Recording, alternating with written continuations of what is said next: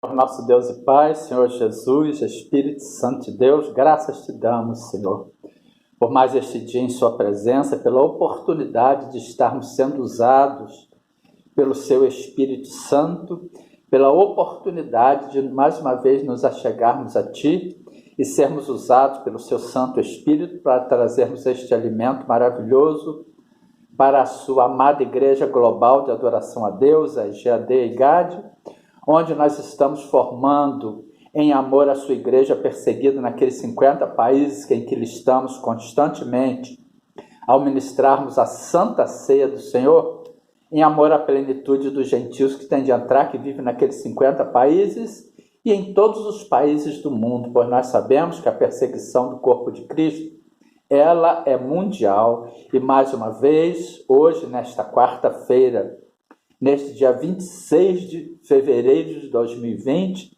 graças a Deus, terminaram-se as festividades de carnaval e nós, mais uma vez, viemos trazer, primeiramente, sermos alimentados e trazermos este alimento maravilhoso, esta comida maravilhosa que vem do seu coração para os nossos corações, para a sua amada Igreja Global de Adoração a Deus, a EGAD e IGAD, para todas as pessoas no Brasil e em todos os países do mundo que estão formando o corpo de Cristo espiritual através da Igreja Global de Adoração a Deus, na qual estamos ministrando a sua palavra viva e eficaz.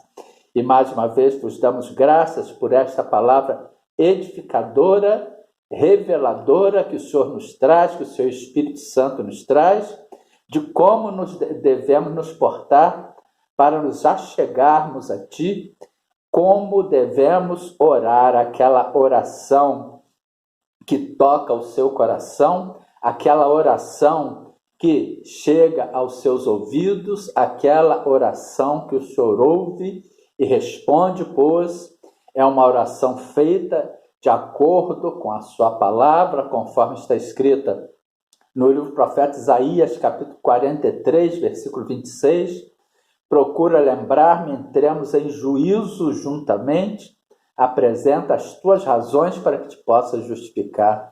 E nesta palavra, nesta passagem bíblica, nós vamos ver, Senhor, muito obrigado, o Senhor nos traz, o Senhor nos mostra um homem que agiu com sabedoria ao saber do triste estado de Jerusalém.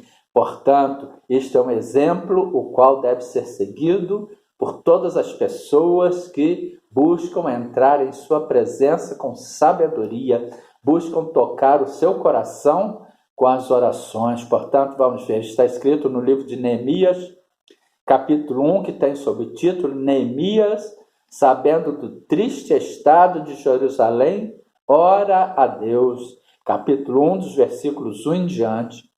As palavras de Neemias, filho de Acalias. E sucedeu no mês de Quisleu, no ano 20º, estando eu em Suzã, a fortaleza, portanto, ele estava em Babilônia, que veio Hanani, um dos meus irmãos, ele e alguns de Judá, e perguntei-lhes pelos judeus que escaparam, que restaram do cativeiro e acerca de Jerusalém. E disseram-me, os restantes que ficaram do cativeiro lá na província estão em grande miséria e desprezo, e o muro de Jerusalém fendido e as suas portas queimadas a fogo.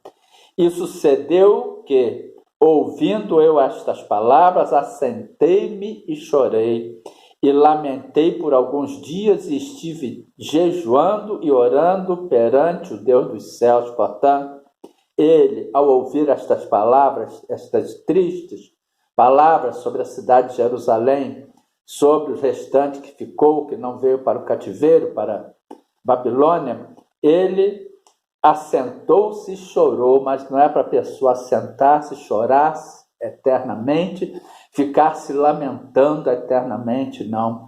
Há tempo para tudo, há tempo para tudo. A pessoa pode até no primeiro momento se sentir comovida, se sentir abalada, se assentar e chorar, mas ao ouvir alguma notícia triste, como ele ouviu, é lamentar por alguns dias, mas depois a pessoa tem que tomar uma atitude. A melhor atitude que a pessoa toma é orar a Deus, é buscar em Deus a direção, é apresentar a Deus as razões para que possa justificar e inocentar, é lembrar a Deus das suas promessas, pois o nosso Deus, ele tem prazer neste tipo de oração, conforme nós já vimos no livro do profeta Isaías, capítulo 43, versículo 26. Procura lembrar-me, Deus não é um Deus esquecido, mas Ele quer que ao entrarmos em sua presença, nós lembremos a Ele o que Ele já nos deu nas suas sagradas escrituras, na sua palavra. Entremos em juízo juntamente. Quando nós entramos em oração, nós entramos diante do tribunal de Deus, em juízo com o nosso Senhor e Salvador Jesus Cristo, em juízo com o nosso Deus, mas ali também está o acusador.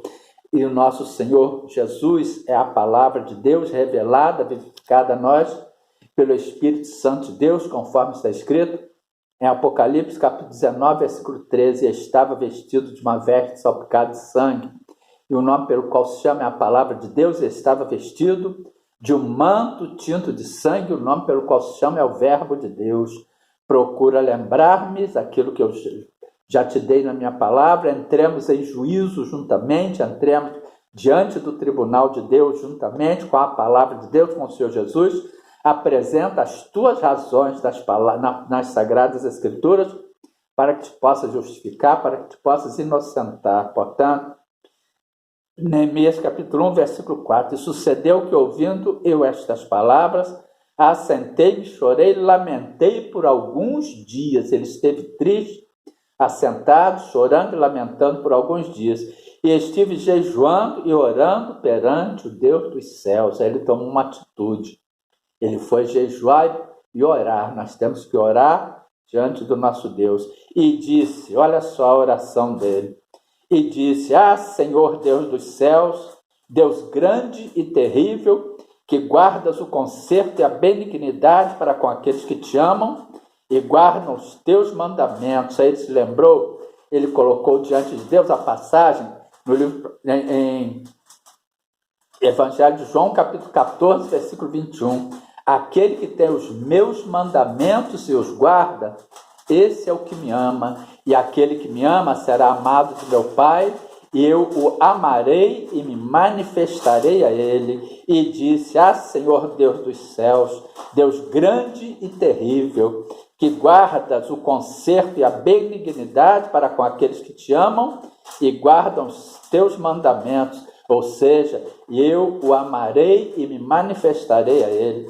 Estejam, pois, atentos os teus ouvidos e os teus olhos abertos para ouvires a oração do teu servo, que eu faço perante ti de dia e de noite pelos filhos de Israel, teus servos, e faço confissão pelos pecados dos filhos de Israel, que pecamos contra ti também, eu e a casa do meu pai pecamos. Ou seja, Isaías capítulo 59, versículos 1 e 2, eis que a mão do Senhor não está encolhida, para que não possa salvar, nem os seus ouvidos agravados, para não poder ouvir, mas as vossas iniquidades fazem divisão entre o vós e o vosso Deus, os vossos pecados, encobre seus olhos de vós, os seus ouvidos de vós, para que vos não ouçam. Portanto, Isaías capítulo 59, versículos 1 e 2.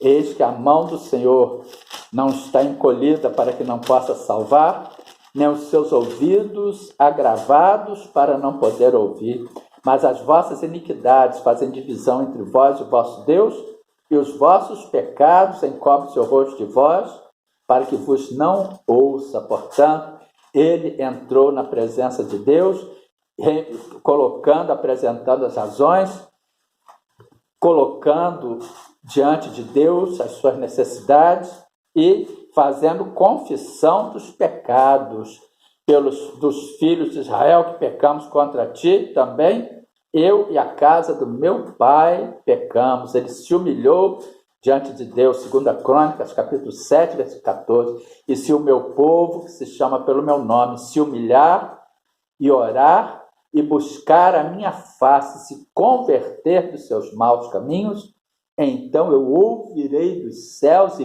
perdoarei os seus pecados e sararei a sua terra. 2 Crônicas, capítulo 7, versículo 14. Vamos lá, Neemias, capítulo 1, versículo 7. De todos nos corrompemos contra ti e não guardamos os mandamentos, nem os estatutos, nem os juízos que ordenastes a Moisés, teu servo. Lembra-te, pois, ele está lembrando, usando Isaías, capítulo 43, versículo 26, que nós já vimos, da palavra que ordenaste a Moisés, teu servo, dizendo: vós transgredireis e eu vos espalhareis entre os povos. Ezequiel, aí vamos lá, Ezequiel capítulo 18, dos versículos 19 ao 23, a responsabilidade é pessoal, mas dizeis: por que não levará o filho a maldade do pai? Porque o filho fez juízo e justiça e guardou todos os meus estatutos e os praticou. Por isso certamente viverá. A alma que pecar, esta morrerá. O filho não levará a maldade do pai, nem o pai levará a maldade do filho. A justiça do justo ficará sobre ele, e a impiedade do ímpio cairá sobre ele. Mas se o ímpio se converter de todos os seus pecados, cometeu, e guardar todos os meus estatutos, e fizer juízo e justiça, certamente viverá, não morrerá. De todas as suas transgressões que tiver feito, não haverá lembrança contra ele. Pela sua justiça que praticou, viverá. Desejarei eu de qualquer maneira a morte do ímpio, diz o Senhor Jeová. Não desejo antes que se converta dos seus caminhos e viva, mas desviando-se o justo da sua justiça, cometendo a iniquidade, fazendo conforme todas as abominações que faz o ímpio, porventura viverá. De toda a sua justiça que tiver feito, não se fará memória. Na sua transgressão com que transgrediu, nos seus pecados com que pecou, neles morrerá. Vamos lá agora, Neemias capítulo 1, versículo 9. E vós vos convertereis a mim, eu guardareis os meus mandamentos, e os fareis então, ainda que os vossos rejeitados estejam no cabo do céu, de lá os ajuntarei, os trarei ao lugar que tenho escolhido para ali fazer habitar o meu nome. Eles ainda são os teus servos, o teu povo, que resgataste com a tua tão grande força, com a tua mão forte. Ah, Senhor, estejam, pois, atentos os teus ouvidos à oração do teu servo e à oração dos teus servos que desejam temer o teu nome, e fazer prosperar hoje o teu servo e dar-lhes graça perante este homem. Então eu era copeiro do rei. A paz de Cristo para todos.